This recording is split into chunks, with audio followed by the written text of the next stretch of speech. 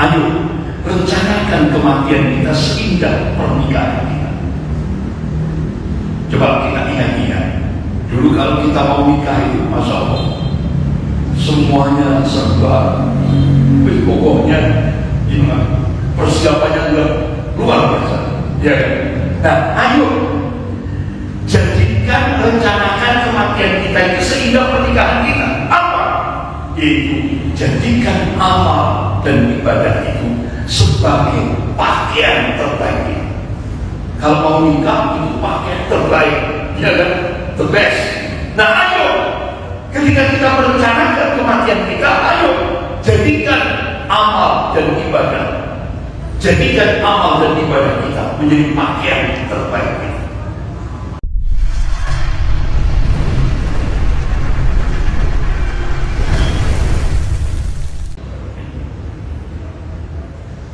Bapak-bapak, ibu-ibu yang dimuliakan Allah, Allah Subhanahu wa Ta'ala memberikan tarbiyah tentang kehidupan dunia.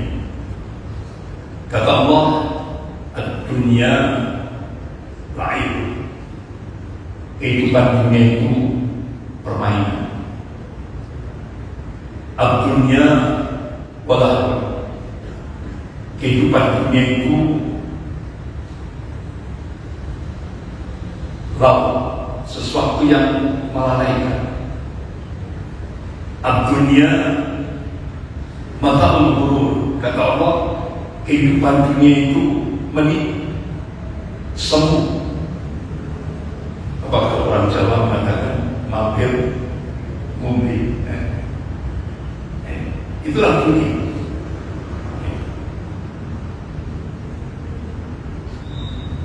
Sementara ada kehidupan yang unlimited, tidak terbatas. Itulah yang disebut dengan kehidupan akhirat.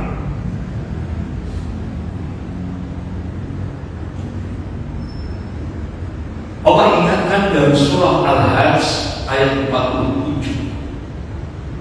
A'udzubillahi minasyaitonir rajim. Wa inna yawman 'inda rabbika alf sanatin mimma ta'udun. Kata Allah, satu hari di akhirat itu sama dengan 1000 tahun di dunia. Ini yang dikabarkan oleh Allah Subhanahu wa Ta'ala. Jadi perbandingan akhirat dan dunia 1:1000. Ini yang dikabarkan oleh Allah dalam surah Al-Hajj ayat 47. Jadi kalau kita diberi umur 60 tahun, berarti 60 per 1000 kali 24 jam, ketemu 1 jam 44 menit. Jadi kalau kita dikasih waktu oleh Allah 60 tahun, itu perbandingan akhirat cuma 1 jam 44 menit.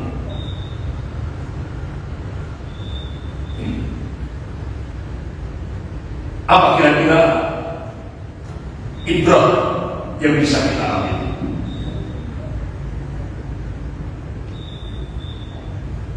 Apalagi Rasulullah SAW sudah memberikan kabar kepada umatnya, rata-rata umur umatku baina sinti bersebain antara 60 sampai 70. Itu rata-rata umur umat Rasulullah. Nah, dari sini kita dipacu oleh Allah. Jangan sekali-kali mengandalkan umur. Jangan sekali-kali mengandalkan umur. Jangan sampai. Oleh karena itu, ayo Allah dan Rasulnya memacu kita. Lakukan selama kita hidup di dunia ini, kita dipacu untuk melakukan lompatan-lompatan apa? Akselerasi amal soleh. Percepatan amal. Jangan sekali-kali mengandalkan umur. Jangan sampai. Oleh karena itu, seorang mukmin menjadikan dunia ini bukan sebagai tujuan. Seorang mukmin menjadikan dunia ini sebagai jembatan. Untuk apa? Untuk membangun kehidupan yang hakiki, akhirat. Jadi tempat tinggal kita yang hakiki bukan dunia. Tempat tinggal kita yang hakiki adalah akhirat. Oleh karena itu Allah ingatkan dalam surah Al-Isra ayat 19. A'udzubillahi minasyaitonir rajim. Wa man arada al-akhirah, barang siapa yang menghendaki kehidupan akhirat, wa sa'alaha sa'yaha, kemudian dia bersungguh-sungguh menuju akhirat itu, wa huwa mu'minun, sedang dia beriman kepada Allah, dia mentauhidkan Allah dalam segala aspek kehidupan, faulaika kana sa'yuhum mashkura, mereka itulah kata Allah hamba-hamba Allah yang akan diberikan mashkur, kebaikan di dunia, dimuliakan oleh Allah, di akhirat jannah, surga Allah Subhanahu wa taala. Jadi Allah pasti, Inna Allah la yukhliful mi'ad, Allah tidak akan mengingkari janjinya. Dan tabdilan kalimatillah, tidak ada perubahan akan kalimat-kalimat Allah. Janji Allah pasti. Bahkan Allah tegaskan lagi dalam surah Al-Isra ayat 21. A'udzubillahi minasyaitonir rajim. Walal akhirah ba'da darajati wa ba'da tabdil. Kata Allah, kehidupan akhirat itu lebih tinggi derajatnya, wa akbar tabdila, dan lebih akbar, lebih besar fadilahnya, keutamaan.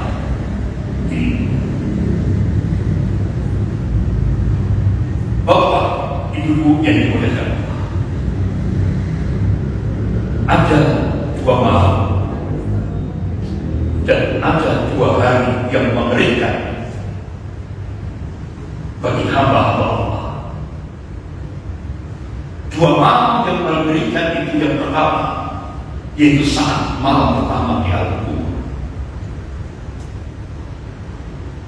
Ini malam yang mengerikan. Makanya kenapa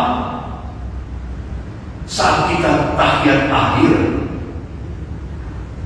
selesai baca sholawat kepada Nabi, kita disunahkan baca doa, Allahumma inni a'udzubika min adzabi jahannam wa min adzabil qabr wa min fitnatil mahya wal mamat wa min syarri fitnatil masiihid dajjal.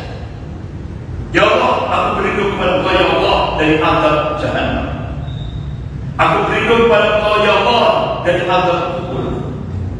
Aku berlindung kepada Engkau ya Allah dari fitnah pada saat kamu hidup dan pada saat kamu mati. Dan aku berlindung kepada Engkau ya Allah dari fitnah al-masiihid dajjal. Kenapa kita terus mohon kepada Allah, terutama pada saat tahiyat akhir selesai baca sholawat kepada Nabi? Kita mudah-mudahan dengan doa-doa kita ketika malam pertama di alam kubur, insya Allah kita semuanya mendapatkan nikmat kubur, bukan azab kubur. Itu kenapa Allah sudah berjanji untuk umum asbab. Siapa berdoa akan kabulkan.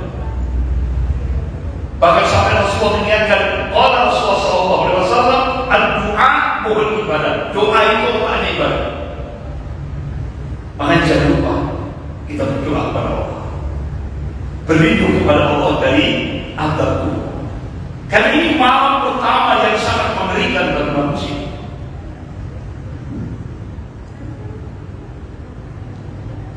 Ketika Aisyah radhiyallahu anha, istri Rasulullah, tanya, ya Rasulullah, azab kubur itu bagaimana?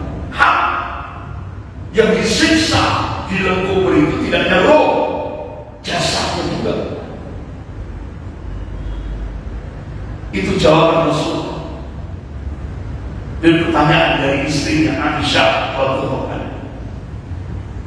Kemudian malam yang kedua adalah malam yaumil qiyamah. Rasulullah mengabarkan insya Allah datangnya yaumil qiyamah itu yaumil Jumat, hari Jumat. Tapi kapan datangnya hanya Allah yang tahu. Rasulullah hanya memberikan kabar, insya Allah yaumil Jumat, hari Jumat. Ini malam yang mengerikan bagi manusia. Kemudian ada 2 hari yang mengerikan bagi manusia. Yang pertama yaitu ketika nanti di yaumil akhir Allah berikan catatan amal. Berbahagialah hamba-hamba Allah yang mukmin menerima catatan amalnya dengan tangan kanannya. Masya Allah, itu kebahagiaan yang tersendiri. Alangkah celakanya orang-orang kafir menerima catatan amalnya dengan tangan kiri. Otomatis itu akan menjerumuskan dia ke dalam neraka. Sebagaimana dalam surah Al-Baqarah mengingatkan, "A'udzubillahi minasyaitonir rajim, innal ladzina kafaru min ahlil kitab wal musyrikina fi nari jahannam khalidina fiha ulaika hum syarrul bariyah." Sesungguhnya orang-orang kafir itu akan dimasukkan ke dalam neraka jahanam, dan itu seburuk-buruk tempat. Orang-orang kafir dari kalangan ahlul kitab dan orang-orang musyrik, dan itu abad selamanya. Makanya itu hari yang mengerikan bagi orang-orang kafir. Kemudian hari yang mengerikan apa bagi orang mukmin? Ketika Allah masukkan ke dalam surga Allah, Masya Allah, Allah panggil, "Ya ayyuhan nafsul mutmainnah, irji'i ila rabbiki radiyatan mardiyah, fadkhuli fi ibadi wadkhuli jannah." Masya Allah, mudah-mudahan kita nanti di yaumil akhir dipanggil oleh Allah dengan panggilan yang Masya Allah. Allah masukkan ke dalam surga Allah. Sementara orang kafir otomatis akan dimasukkan ke dalam neraka jahanam, dan itu abad selamanya. Bapak Ibu yang dimuliakan Allah, ada 3 kepastian yang sering dilupakan. Yang pertama, rezeki. Allah kabarkan dari surah Hud ayat 6, tidak ada satu pun makhluk yang bernyawa di bumi melainkan semuanya dijamin Allah rezeki. Artinya apa? Rezeki tidak akan tertukar.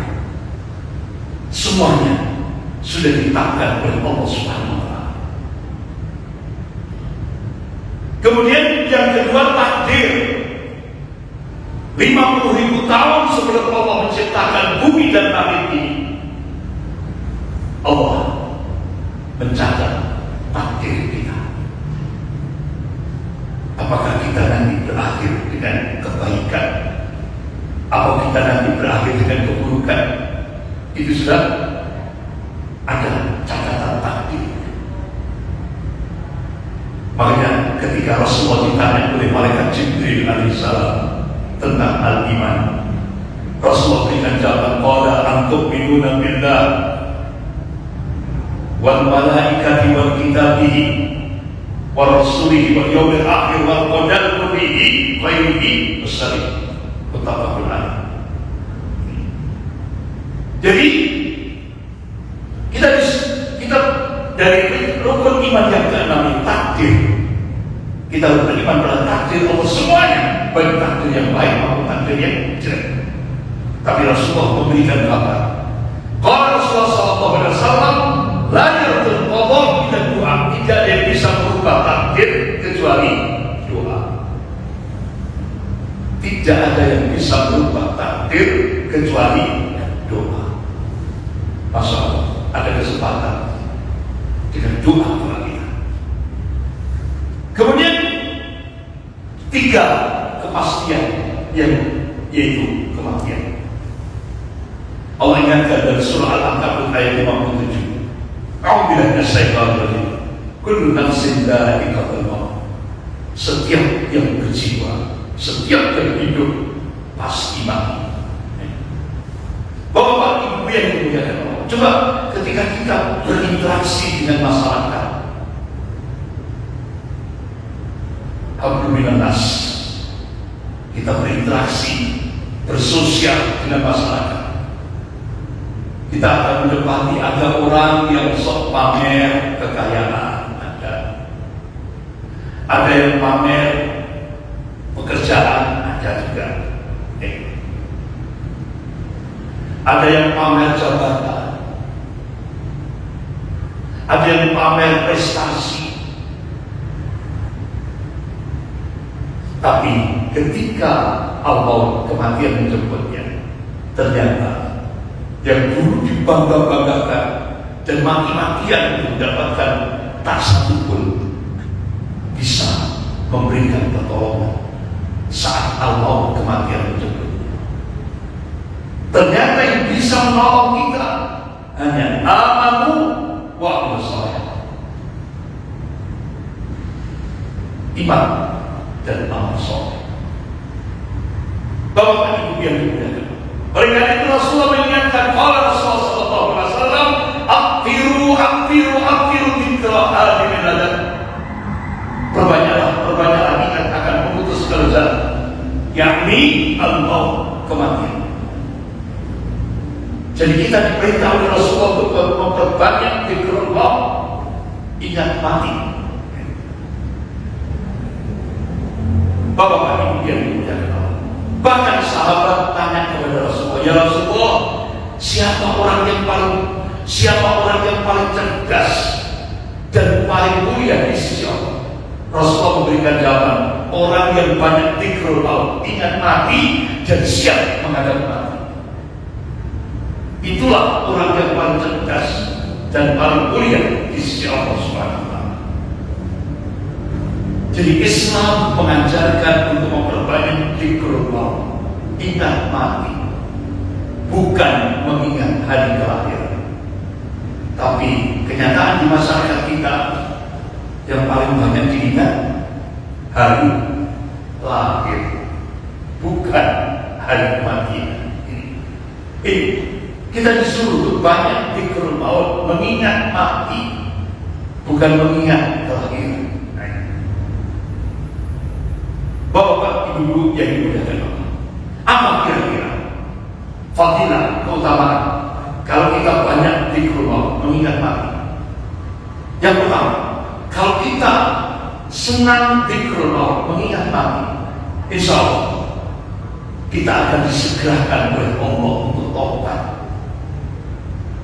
Sebaliknya, kalau orang yang tidak banyak mengingat mati, dia tunda-tunda taubatnya. Dia menunda-nunda taubat. Orang kalau banyak zikrul maut, dia akan ridho dalam hidup dan kehidupannya, ridho sehingga ringan di hidup. Sementara orang yang tidak banyak ingat mati, otomatis apa? Dia tidak ridho, kurang terus, tidak pernah merasa cukup. Orang yang banyak ingat mati, insya Allah ada semangat ibadah, cepat-cepat ayo. Tapi kalau orang tidak banyak ingat mati, malas dia beribadah. Itulah fadilah, keutamaan kalau kita banyak zikrullah. Ingat kematian. Kalau kita banyak zikrul maut, kalau kita banyak mengingat mati, dunia tidak akan memberatkan kita. Tapi coba, kalau kita tidak banyak zikrul maut, ya Allah, gak pernah merasa puas, gak pernah merasa puas, kurang. Seperti orang minum air laut, semakin dibanyak minum, semakin haus. Itu dampak ketika kita banyak zikrul maut, mengingat mati. Bapak Ibu yang dimuliakan Allah, ayo rencanakan kematian kita seindah pernikahan kita. Coba kita ingat-ingat dulu kalau kita mau nikah itu, masya Allah, semuanya serba, pokoknya persiapannya juga luar biasa, ya kan? Nah, ayo jadikan, rencanakan kematian kita itu seindah pernikahan kita. Apa? Yaitu jadikan amal dan ibadah itu sebagai pakaian terbaik. Kalau mau nikah itu pakaian terbaik, ya kan? The best. Nah, ayo, ketika kita merencanakan kematian kita, ayo jadikan amal dan ibadah. Jadikan amal dan ibadah kita menjadi pakaian terbaik kita. Bapak Ibu yang dimuliakan Allah, kenapa Allah menyembunyikan waktu kematian kita? Di mana kita mati? Di mana kita mati? Kondisi apa kita mati? Dalam kondisi apa kita mati? Jadi kapan kita mati? Di mana kita mati? Dalam kondisi apa kita mati? Hanya Allah tahu. Itu rahasia Allah. Supaya apa? Supaya kita siap menghadapi hari akhir. Bapak Ibu yang dimuliakan, persiapan menghadapi al-maut kematian. Jadi pernah satu saat Rasulullah memakamkan jenazah. Selesai jenazah itu dikuburkan, Rasulullah di pinggir kubur itu beliau meneteskan air mata. Di hadapan para sahabat, wahai sahabatku, jadikan peristiwa ini untuk persiapan kita. Jadikan persiapan ini supaya kita siap, karena kematian itu datangnya tiba-tiba. Bapak Ibu yang dimuliakan, lantas usaha, kata Rasul, tidak akan terjadi kiamat hingga terjadilah al-mautul fajrah, kematian mendadak. Jadi apalagi kita hidup di akhir zaman.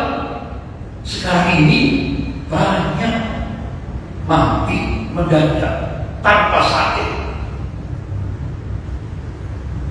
Karena syarat mati tidak harus sakit, syarat mati tidak harus tua. Karena mati ajal itu takdir dari Allah, ketentuan Allah yang pasti. Bapak Ibu yang dimuliakan, oleh karena itu, ini filosofi.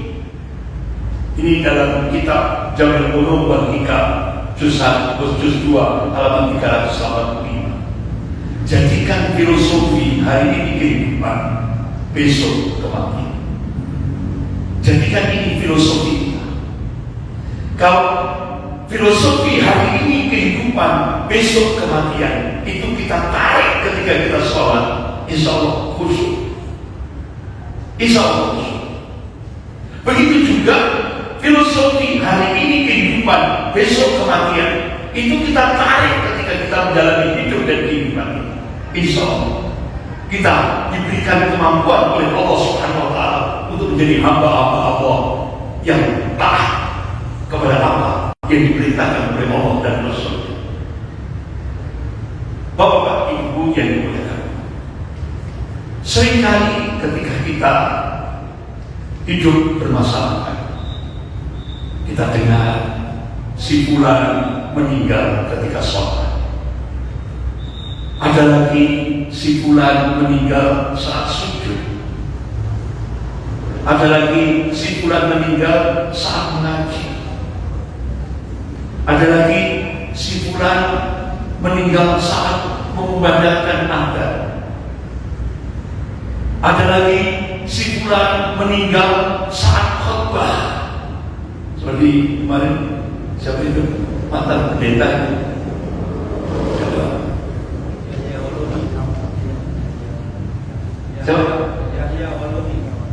Ya, kalau tidak salah jadi rektor di Papua, mantan pendeta, masya Allah, meninggalnya itu pada saat khutbah Jumat, langsung luar biasa. Bahkan ada seorang namanya Yahya Walauni, ya kan? Ada lagi namanya Pak Mumun Mukoginta, itu meninggal saat tahiyat akhir. Itu mantan pendeta yang militan. Bahkan pernah saya undang di pondok saya undang 2 hari dia nginep di pondok saya untuk mengajar kristologi, ya kan? Ke santri-santri saya. Ya Allah, meninggalnya tahiyat akhir langsung meninggal. Saat asyhadu an la ilaha illallah langsung meninggal. Masya Allah, itu kematian yang indah. Dan ayo, siapa yang hidup? Itu siapa yang hidup dengan satu kebiasaan, dia akan meninggal dengan kebiasaan. Jadi seseorang itu meninggal itu sesuai dengan kebiasaan. Mudah-mudahan kita semua ini dipanggil oleh Allah saat kita beribadah kepada Allah. Amin ya rabbal alamin. Bapak Ibu yang dimuliakan Allah. Nah, ada lagi berapa banyak orang yang sabar dan baru keluar dari rumah, Bismillah tawakkaltu ala Allah la haula wala quwwata illa billahil aliyyil azim. Kemudian naik kendaraan, Bismillah, Allahu Akbar, Allahu Akbar, Allahu Akbar. Subhanalladzi sakhkhara lana hadza wa ma kunna lahu muqrinin wa inna ila rabbina lamunqalibun. Berangkat. Tidak tahunya tempat yang dituju itu ternyata ditakdirkan oleh Allah tempat kematian. Saya punya tetangga di jalan Bajang. Jadi dia bersama uminya sampai di Jalan Ijen. Itu sambil nyopir, itu kok saya lihat rumah yang indah sekali, dan uminya ini sadar, ya Allah, ini bisa sampai ke tempat yang dituju. Masa anaknya ini meninggal di hadapan ibunya, jatuh, langsung jatuh di hadapan ibunya. Jadi artinya apa? Bisa jadi tempat yang kita tuju itu tempat kematian kita. Berapa banyak yang terjadi? Makanya Bapak Ibu yang dimuliakan Allah, renungilah sesaat sebelum kau pergi. Bisa jadi tempat yang kita tuju itu tempat kematian kita. Bapak Ibu yang dimuliakan Allah, ini sebagaimana Syekh Saleh Al-Fauzan, hafizahullah, beliau memberikan nasihat. Kalau ada seorang mukmin, seorang muslim meninggal dunia dalam keadaan bodoh terhadap din, terhadap agama, itu nanti akan dimintai pertanggungjawaban di hadapan Allah. Makanya Bapak-bapak Ibu yang dimuliakan Allah, alhamdulillah kita masih diberi hidayah oleh Allah untuk berada di majelis-majelis ilmu. Rasulullah SAW memberikan spirit kepada umatnya. Kalau Rasulullah SAW, man salaka tariqan yaltamisu fihi ilman sahala Allah tariqan ilal jannah. Ini hadis sahih riwayat Muslim. Barang siapa yang berangkat dari rumahnya, apalagi di rumah Allah, masjid, di dalam masjid kita kaji ayat-ayat Allah dan sunnah Rasulnya. Rasulullah memberikan busra, berita gembira. Apa? Allah mudahkan jalannya menuju surga Allah SWT. Mudah-mudahan kita termasuk yang dikatakan oleh Rasulullah. Amin ya rabbal alamin. Bahkan tidak hanya itu, umat Rasulullah yang senang berada di majelis-majelis ilmu, Allah berikan sakinah. Tidak hanya itu, para malaikat berdoa, Allah maghfir lahu warhamhu, ya Allah ampunilah dia ya Allah, cintailah dia ya Allah. Itu doa yang dipanjatkan oleh para malaikat ketika umat Rasulullah ini senang berada di majelis-majelis ilmu.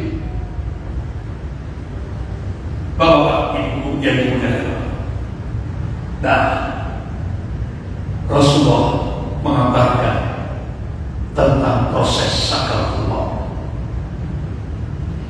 Jadi Bapak Ibu bayangkan, ini kawat berduri. Kata Rasulullah, ketika dimasukkan ke dalam rongga mulut kita sampai ke dasar perut kita, habis itu kemudian ditarik dengan keras sekali, otomatis semua yang tersangkut duri kawat berduri itu akan nyangkut semua.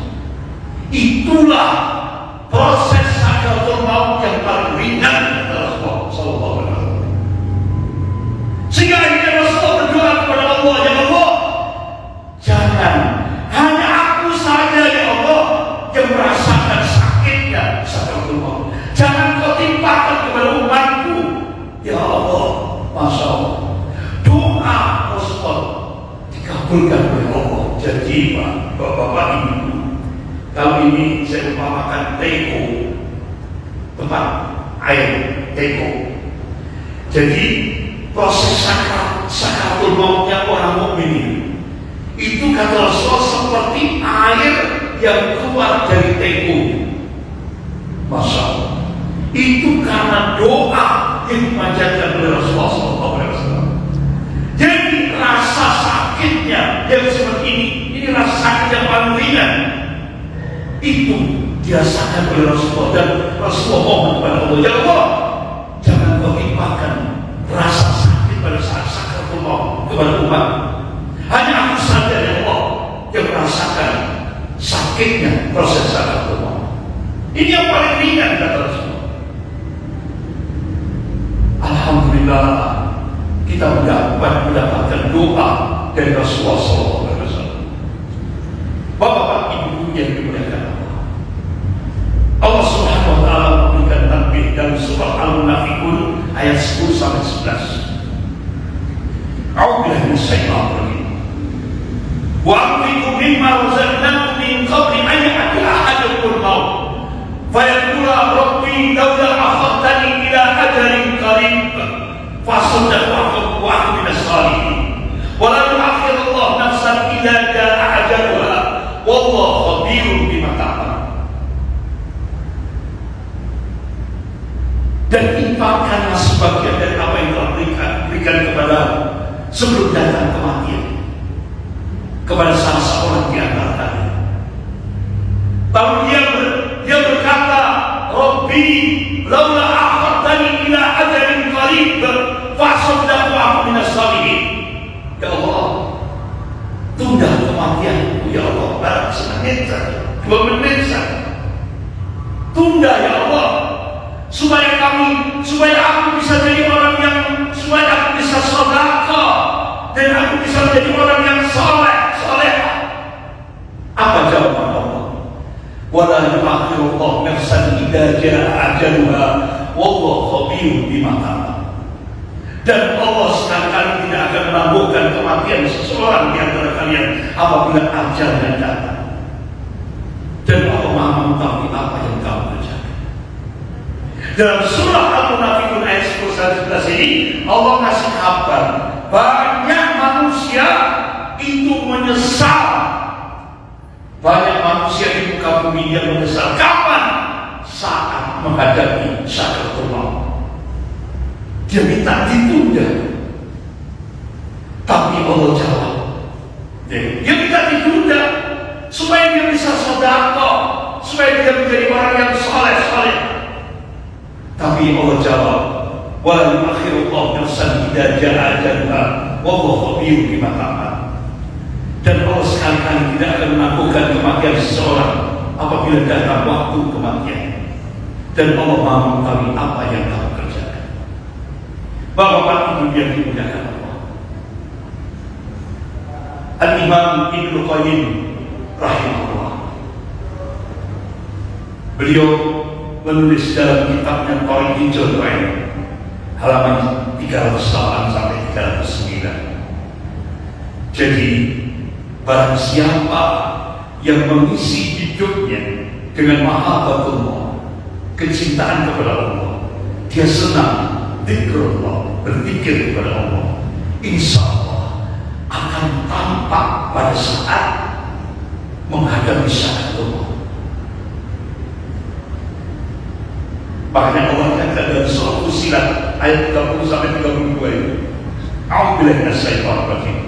Innal ladzina qalu rabbuna Allah, mereka yang mengatakan rabbuna Allah, Tuhan kami Allah, tsumma istaqamu, kemudian dia istiqomah terhadap keyakinannya, tatanazzalu alaihimul malaikatu alla takhafu wa la tahzanu. Ta'lilullah, pertolongan Allah akan diturunkan lewat siapa? Al-malaika, lewat para malaikat. Kapan? Saat kita menghadapi sakaratul maut. Allah berikan, Allah turunkan pertolongan. Kenapa? Rasulullah SAW memerintahkan umatnya, ketika ada orang yang nazar, hatta itu keluarga kita, tetangga kita, teman kita, atau setiap orang muslim, Rasulullah perintahkan, qala Rasulullah SAW, lakinu mautakum an la ilaha illallah. Talqinkan, bimbing orang yang sedang nazar itu dengan kalimat tauhid la ilaha illallah. Kenapa? Karena pada saat itu setan datang wujud seperti orang tua kita. Tujuannya apa? Supaya kita ghaflah, lalai dari mengucapkan kalimat la ilaha illallah. Bahkan setan akan menyuguhkan air, karena orang yang sedang lazat itu kehausan. Tujuannya apa setan itu menyuguhkan air supaya kita ghaflah, lalai dalam pengucapan kalimat tauhid. Kenapa? Rasulullah sudah memberikan busra. Qala Rasulullah SAW, man kana akhiru kalamihi an la ilaha illallah dakhala jannah. Ini hadis sahih. Barang siapa yang akhir kalimatnya kalimat tauhid la ilaha illallah dakhala jannah, pasti masuk surga. Oleh karena itu, saat ini yang kita tunggu, ta'idullah, pertolongan Allah lewat para malaikat. Karena pada saat itu para malaikat memberikan optimisme, memberikan at-tafaul, apa? Allah takhafu wa la tahzanu. Jangan kamu takut, jangan kamu sedih. Wa abshiru bil jannati allati kuntum tu'adun. Bergembira dengan surga yang dijadikan oleh Allah kepadamu. Nahnu awliya'ukum fil hayatid dunya wa fil akhirah. Kamilah kata Allah yang menjadi pelindung dalam kehidupan dunia dan kehidupan akhirat. Walakum fiha ma tastahi anfusukum walakum fiha ma tad'un. Di dalamnya kalian mendapatkan apa yang kamu minta, dan di dalam pula kamu mendapatkan apa yang kamu inginkan. Ditutup ayat itu, nuzulan min ghafurir rahim. Ini hidangan dari Allah yang Maha Pengampun lagi Maha Penyayang. Bapak Ibu yang dimuliakan, Allah ingatkan dalam surah Al-Jum'ah ayat 8. A'udzubillahi minasyaitonir rajim. Qul innal mauta alladzi tafirruna minhu fa innahu mulaqikum. Tsumma turadduna ila 'alimil ghaibi wasyahadah fa yunabbi'ukum bima kuntum ta'malun. Sesungguhnya kematian yang kamu lari daripadanya, maka sesungguhnya kematian itu akan menemui kamu. Kemudian kamu akan dikembalikan kepada Allah yang mengetahui yang gaib dan yang nyata. Lalu Allah memerintahkan kepada kamu. Artinya apa? Waktu ujian sudah selesai. Sekarang dia telah pergi dan akan melihat hasilnya dari ujian selama hidup di dunia ini. Bapak Ibu yang dimuliakan Allah, kalau jenazah selesai disolati, kemudian dipanggul keranda oleh orang-orang yang mengantarkan jenazah, kata Rasulullah, ini hadis sahih riwayat Bukhari, kalau jenazah itu orang soleh, kata Rasulullah, dia akan mengucapkan segera kan, cepat dikuburkan. Itu kalau orang soleh. Makanya sunnahnya kalau menguburkan jenazah itu cepat, jangan ditunda-tunda, segera. Makanya Rasulullah kan kasih kabar ada 3 hal yang kita disuruh segera. Apa? Yang pertama, bayar hutang segera. Yang kedua, menikahkan gadis. Kalau kita punya gadis, segera nikah. Kemudian yang ketiga, menguburkan jenazah segera. Ini perintah dari Rasulullah yang harus kita sikapi sami'na wa ata'na. Tapi kalau yang di keranda itu orang yang tidak, artinya orang maksiat, orang dosa, apa? Celaka. Tidak kemana kalian bawa jenazah ini? Itu kata Rasulullah, yang bisa mendengarkan itu binatang melata. Makanya bapak-bapak ibu, kalau di kuburan kita taruh kuda, itu kuda itu akan merintih. Kenapa? Dia bisa mendengar orang yang sedang diantar di dalam kubur. Semuanya dalam itu makhluk melata, binatang melata, manusia tidak pernah diperdengarkan. Itu yang dikatakan oleh Rasulullah SAW. Bapak ibu yang dimuliakan Allah, coba kita lihat. Ini orang kaya, rumahnya mewah. Sementara yang sebelah kanan ini orang miskin, rumahnya kumuh.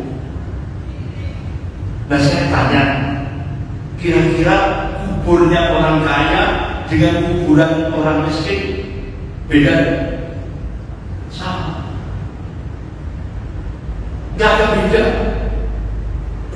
Jadi ketika dia di dunia kaya seperti ini, ketika di kuburan cuma sekian meter kali sekian meter, sama. Baik yang kaya maupun yang miskin sama kuburan. Jadi kalau sudah dimasukkan ke dalam alam kubur, sudah semuanya tinggal, semuanya meninggalkan kita. Bapak-bapak ibu yang dimuliakan Allah. Jadi saat kematian menjemput, semuanya akan meninggalkan kita. Coba, sang harta itu yang paling dekat dengan kita, istri, anak.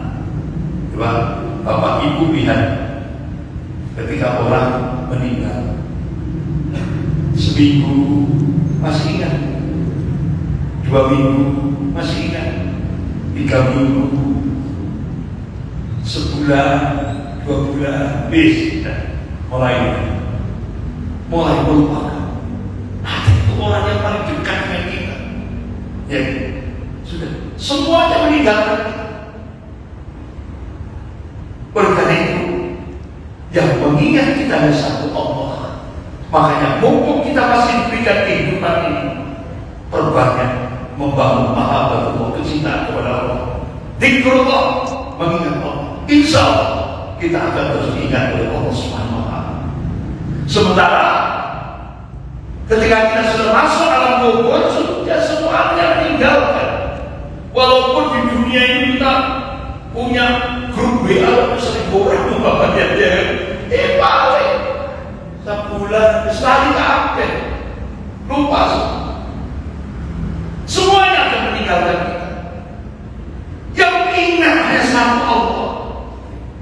Makanya mumpung kita masih diberi kehidupan, ayo kita banyak mengingat Allah. Kita banyak membangun mahabbatullah, kecintaan kepada Allah Subhanahu wa Ta'ala. Bapak ibu yang dimuliakan Allah, ini malam pertama ketika kita berada di alam kubur, sendiri, sepi, dicekam oleh sunyi, tanpa anak, tanpa istri atau suami, dan juga tanpa sahabat karib. Yang ada adalah kita sendiri dan amal kita. Itu pun jika kita punya amal. Makanya yang bisa kita terbawa ketika di alam kubur cuma cuma amal soleh, iman dan amal soleh. Inilah malam pertama yang mengusur kita dari tempat tidur yang aman dan empuk berpindah ke tempat panas dingin dan berselimutkan kain kafan. Inilah malam pertama di mana kita menjadi santapan belatung, cacing, serangga. Padahal kemarin malam kita masih berpesta, makan dan minum bersama keluarga dan sahabat karib kita. Dan pada malam inilah kita baru sadar dan benar-benar menyesal. Ternyata harta, keluarga, jabatan yang kemarin kita miliki, kita banggakan dan terus kita kejar hingga membuat kita lalai dari mengingat Allah. Tidak satu pun daripada semua itu berarti bagi kita kecuali amal soleh. Bapak Ibu yang dimuliakan Allah, ini saya hasil penelitian. Kalau ada orang dimasukkan di lubang kubur, ini hasil penelitian saya. Hari ketiga tubuh kita akan membiru, bengkak-bengkak ini seperti ini. Hari ketujuh kulit kita akan mengelupas dan bau busuk yang menyengat. Ini hari ketujuh. Hari ke-40 jasad kita akan hancur kecuali rempelok jeroan. Itu hari ke-40 jeroan masih ada. Ini sudah mulai, jasad sudah mulai hancur, jeroan masih ada. Hari ke-100 tinggal rangka dan semuanya membusuk. Hari ke-1000 tinggal tulang ekor. Ini proses. Ini sains, penelitian. Berarti kan kalau penelitian berarti kan belum pasti, ya kan? Kenapa belum pasti? Saya punya jamaah di Cilacap, Jalan Jaksa Agung Suprapto. Baru 60 tahun ngaji, 60 tahun baru ngaji. Alhamdulillah, Masya Allah, istiqomah ngajinya. Tiap Jumat bahasa itu ngaji dengan saya, Masya Allah. Akhirnya saya terus kembali tauhid sunnah, tauhid sunnah, tauhid sunnah. Akhirnya apa? Tetangganya mulai merasa nanti kalau mati biar jalan sendiri seperti itu. Coba Bapak kira-kira kalau dirasakan tombol seperti itu, don nek mati ben laku dhewe, kalau meninggal dia jalan sendiri. Masya Allah. Kenapa? Dia konsisten. Sudah normal tauhid sunnah. Apa yang terjadi? Dapat kabar, Ustaz Andri, ibu meninggal. Langsung saya datangi, Masya Allah, udah putri-putrinya saya, ayo, gak usah manggil mutin, langsung dimatikan sendiri. Kenapa? Supaya kalau ada cacat itu bisa tidak diketahui oleh orang lain. Sudah dimatikan sendiri sampai dikafani sampai sholat. Masya Allah, itu dari gang timur sama gang barat, kan sebelahnya warung mungil, es mungil, Jagung Suprapto. Itu pintu gerbang barat, pintu gerbang timur. Kalau pintu gerbang timur kan yang Samsat, yang Mesin, ya kan? Nah, ya Allah, berudak yang pakai. Jadi sampai sholat jenazah itu bergerombang. Saya berpikir, saya merenungkan, siapa yang menggerakkan ini? Allah. Sehingga akhirnya tetangga-tetangganya sudah mencaci maki dia. Biar nanti kalau mati ben aku dewi, biar jalan sendiri. Malu. Masya Allah, orang baik itu seperti itu. Insya Allah kita lanjutkan ke depan. Ya. Dan waktunya sudah bisa. Kita akhiri dengan doa kafaratul majlis. Subhanakallahumma wa bihamdika asyhadu an la ilaha illa anta astaghfiruka wa atubu ilaik. Wabillahi taufiq wal hidayah. Wassalamualaikum warahmatullahi wabarakatuh.